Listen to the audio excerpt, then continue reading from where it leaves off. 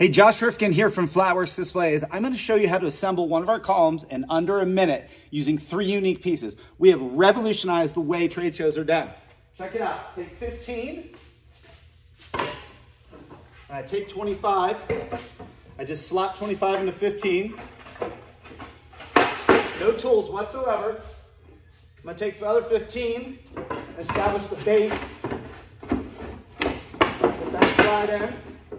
Position it right there. I'm going to take another 25, so it's usually 1 and 2.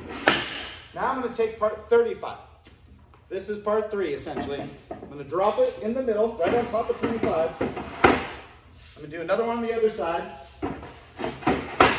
So I've established the first phase. Here's the second phase. This is our middle phase. And the third phase is doing exactly what you did on the bottom with part 25 dropping into 35. Whatever's on the bottom goes on top. So this same piece is right here. I'm going to drop it right on top. And then all I need to do is let gravity do its work and drop into place. 15.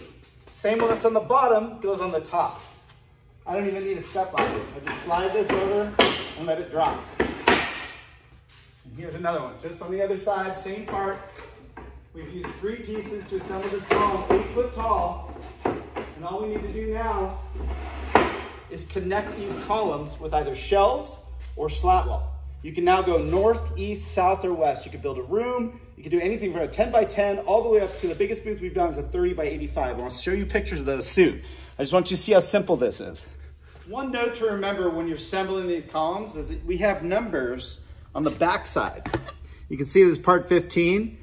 In order for this slat wall to receive slat wall hardware, the numbers need to be facing inside the booth. So you can see that slat wall hook can go here, here, anywhere on the outside, as long as these numbers are facing inside the booth. This is how it should look on the outside.